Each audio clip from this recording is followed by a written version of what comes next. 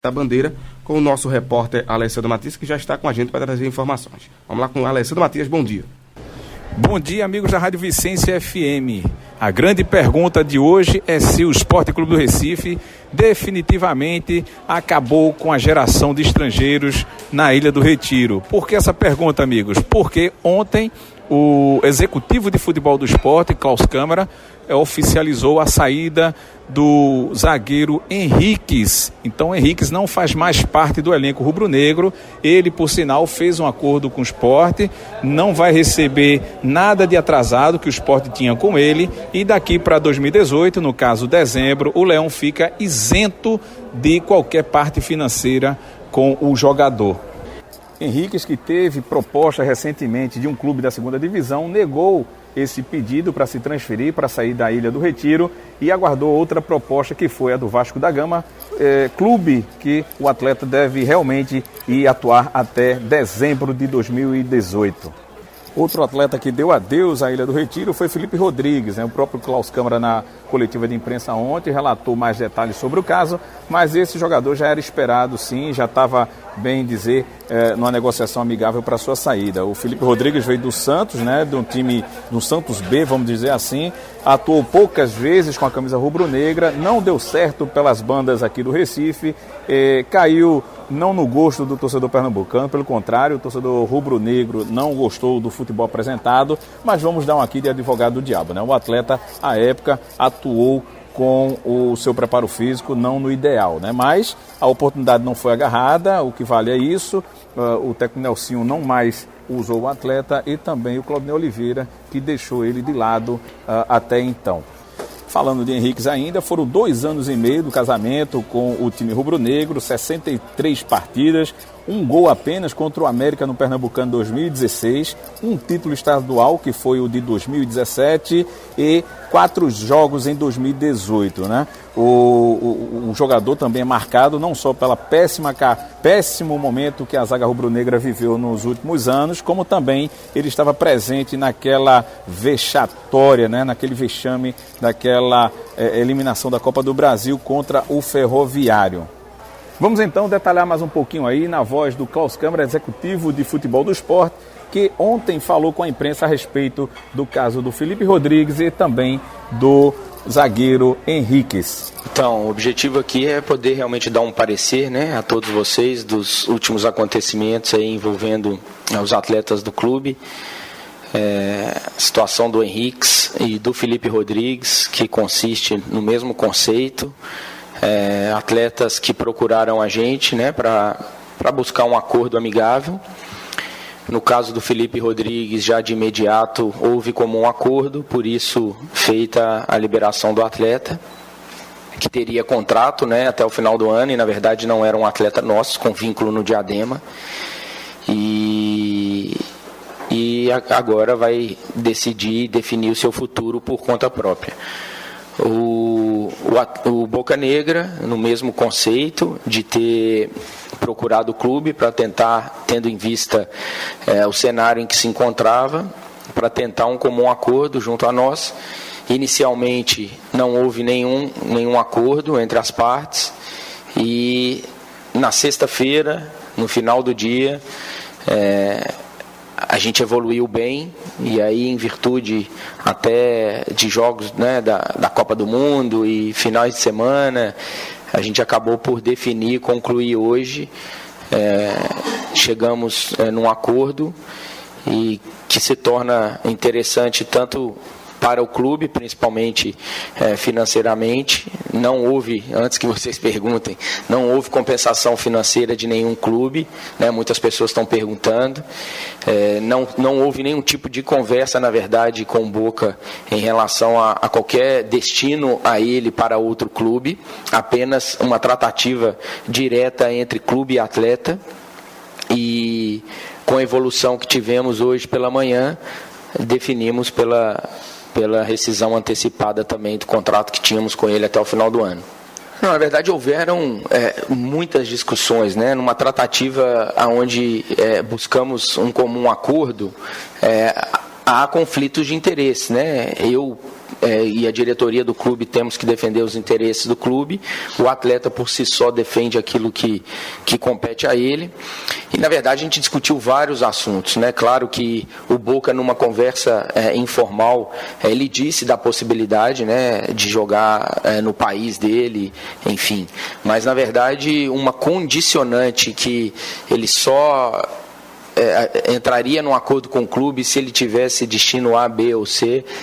Isso não existiu.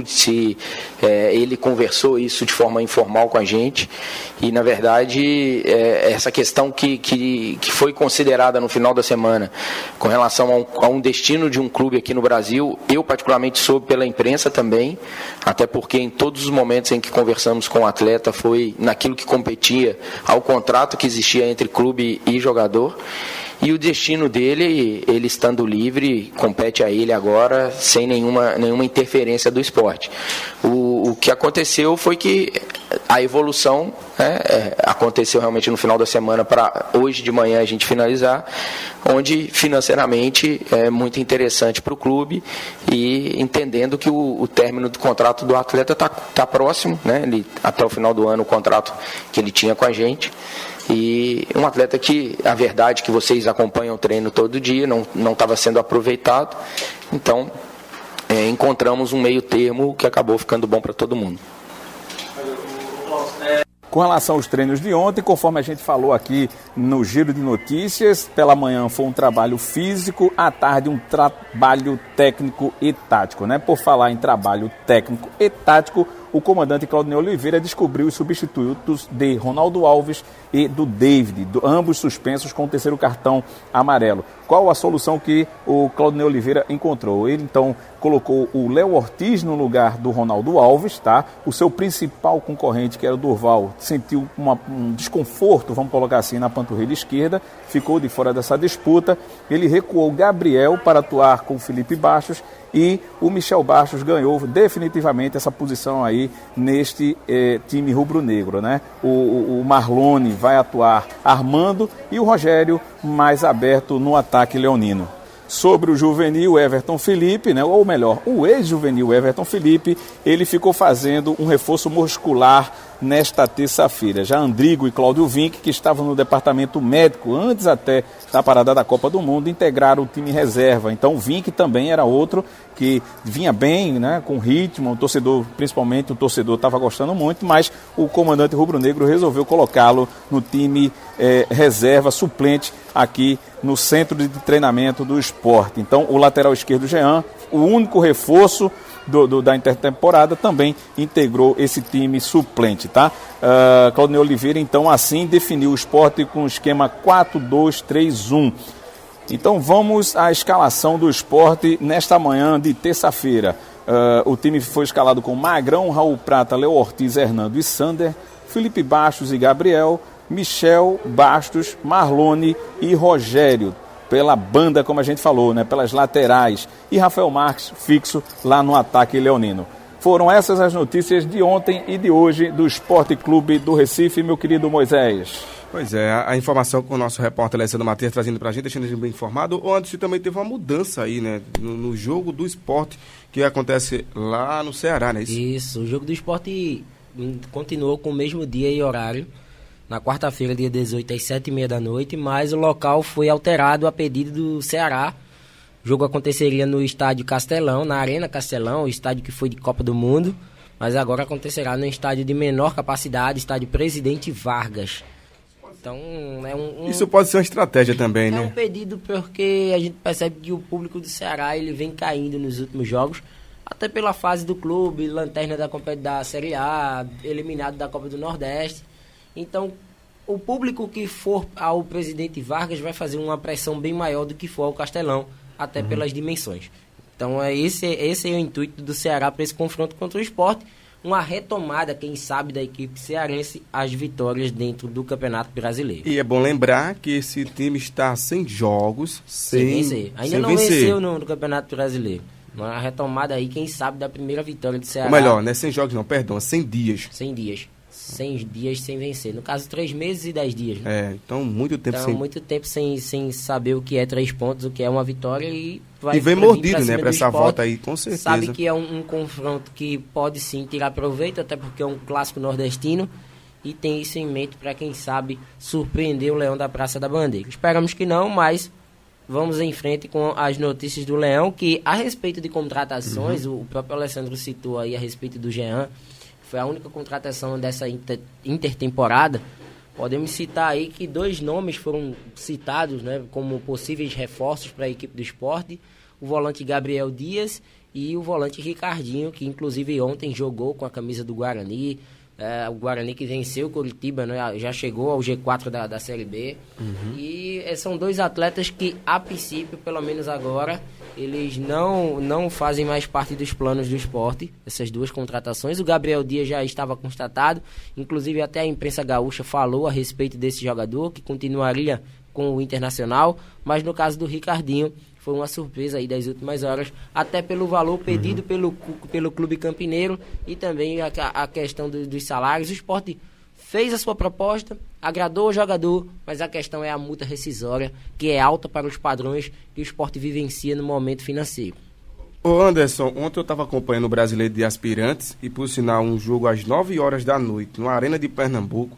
É pelo amor de Deus, a desvalorização total com esses garotos, que não são do garoto, já estou chegando a uma idade madura, mas pelo amor de Deus, uma hora daquela ali.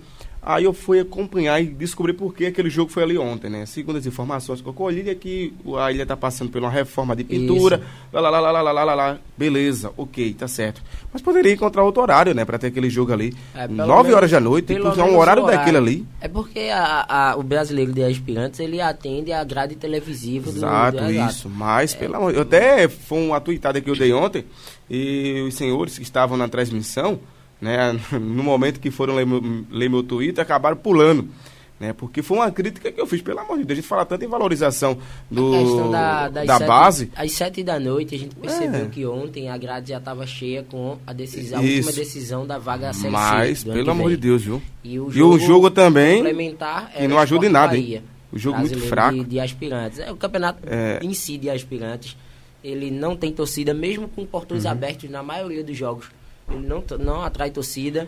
É um campeonato que... Não tem que ter um incentivo do próprio clube para que esses torcedores possam também abraçar essa causa e torcer, já que é aberto de graça. A questão também do deslocamento, torcedor, a gente sabe. Agora sim, não pode também um jogo ser ali na arena, né? Porque para você sair da arena. Mas seria onde? Tem essa questão também. Ficou essa interrogação. Pois é. Vocês poderiam alterar também. Não tem outro estádio, não tem condições. Tinha que ser naquele horário mesmo, até pelo que a televisão impôs. E também essa questão da Ilha do Retiro, bem citada por você, porque o futebol feminino do Sport, inclusive joga hoje, mas é fora de casa, contra o Pinheirense, à tarde. Na última partida como mandante, que foi naquela partida contra o São Francisco da Bahia, as meninas estão jogando no Barbosão, que é um estádio no interior do estado, lá em Xangrande. E é a prática agora, o Sport das categorias de base está jogando no Barbosão, as meninas do Sport também estão jogando no Barbosão, então é o estádio que está servindo de desafogo para as outras categorias. Não só serve o Sport, mas também as meninas do Vitória de Santo Antão na disputa do Campeonato Brasileiro. Eu dei uma olhadinha no jogo e não fico observando assim a nossa base.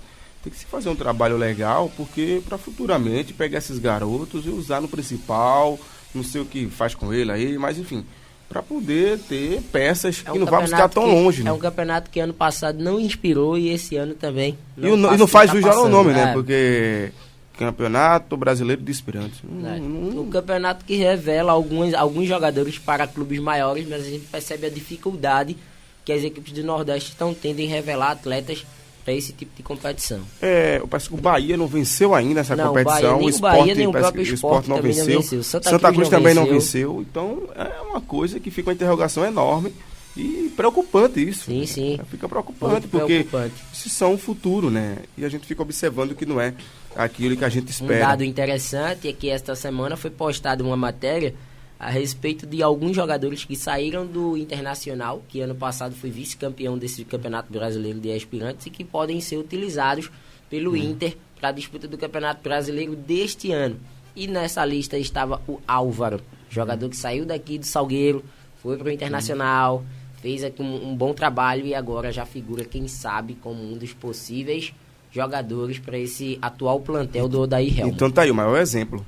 Tem que investir nessa base para usar esses meninos no principal, campeonatos pesados como Copa do Brasil, que é disputado aqui no nosso país, na Sul-Americana mesmo, né? E até na Libertadores, né? Porque não, se você chega na Libertadores também, né? Revelar novos nomes. Esses meninos, né?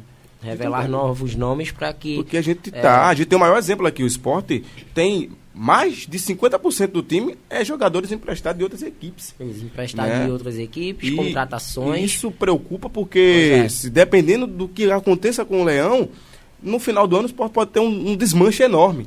Pode acontecer isso. É uma prática comum do futebol brasileiro. Sempre contratar e não olhar para sua base. Que na maioria das vezes a solução está lá nessas categorias, no sub-20, no sub-23, jogadores que querem mostrar o seu valor, mas que às vezes não conseguem o devido espaço. Exato. Beleza, essas foram as informações de Leão da Praça da Bandeira aqui na Rádio Vicência FM, no nosso Giro de Notícias, com Moisés Silva, Anderson Batista e ele, o nosso repórter Alessandro Matias, do eupratiquesporte.com.br. Se inscreva no canal e fique por dentro de todas as informações do Leão da Praça da Bandeira.